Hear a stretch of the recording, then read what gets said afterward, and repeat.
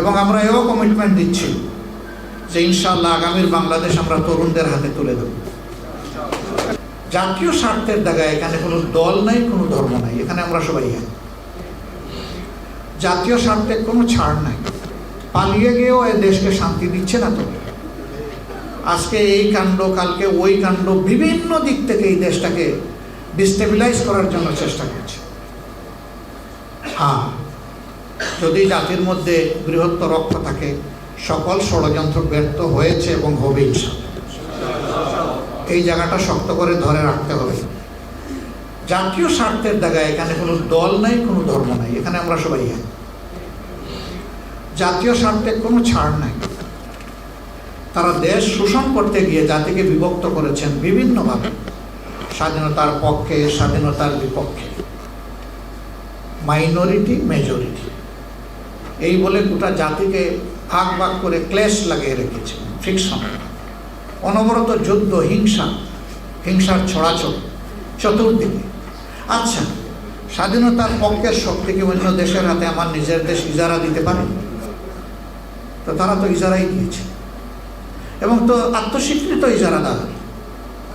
আমাদের তখনকার প্রধানমন্ত্রী বলেছেন, ভারতকে এমন দেওয়া দিয়েছি যে তারা জীবনেও ভুলবে না, স্মরণ রাখবে। সাংবাদিক বন্ধুরা প্রশ্ন করলো, এখন আপনি কি কিছু চাইবেন? দিলেন তো সব। কই, আমি কি ছোট লোক যে চাইবো কারো কাছে? কত বড় লোক, নিজের দেশে কার মাল কারে দেয়? আমরা কি মরা গেল যে আমাদের চামড়া এরকম কেউ দিয়ে দেবে কোথাও? দেশের মানুষের কোনো ইজ্জত নাই? এটা একটা স্বাধীন দেশ না? স্বাধীনতার এত চেতনা।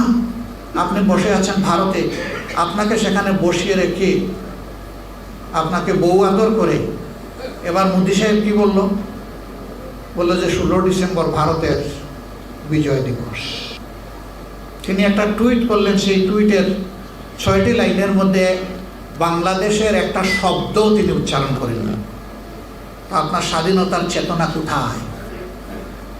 এই দেশে যে সমস্ত বুদ্ধিজীবীরা ওই চেতনার কথা বলেন, তারা একটু বর্জন করলেন না কেন? আমরা তো আমাদের জায়গা থেকে প্রতিবাদ করেছি, আপনারা করেননি কেন? আপনারা চুপ কেন? তো আমরা কি পিন্ডির হাত থেকে মুক্তি পেয়েছিলাম দিল্লির হাতে বন্দী হওয়ার জন্যে?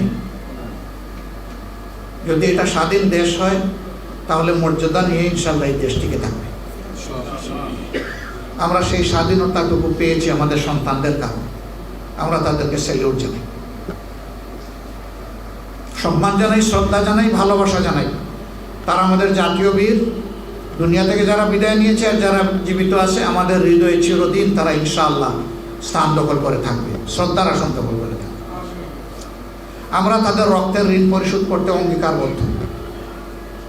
তারা বলেছে সামাজিক সুবিচার কায়েম করতে চায়, বৈষম্য দূর করতে চায়, স্বাধীনভাবে বাঁচতে চায়, সম্মান নিয়ে বাঁচতে চায়। তাদের সকল স্লোগানের সাথে আমরা একমত, এবং আমরা এও কমিটমেন্ট দিচ্ছি যে ইনশাআল্লাহ আগামীর বাংলাদেশ আমরা তরুণদের হাতে তুলে দেব। আমরা সেই শিক্ষাটা চাচ্ছি। এই সরকার আমাদের শিক্ষাকেও শেষ করেছে, সব গুন্ডা পান্ডা দিয়ে শিক্ষা প্রতিষ্ঠানকে একদম শেষ করেছে। আমরা আর কোনো বিভক্তি কাউকে করতে দিব না। কিসের মাইনরিটি আর মেজরিটি? এই দেশে আমরা সকলে সমান মর্যাদার অধিকারী নাগরিক। আমরা বারবার বলছি যে ওই মেজরিটি মাইনরিটি দিয়ে একটা পক্ষ 53টা বৎসর তাদের ক্ষতি সাধন করেছে।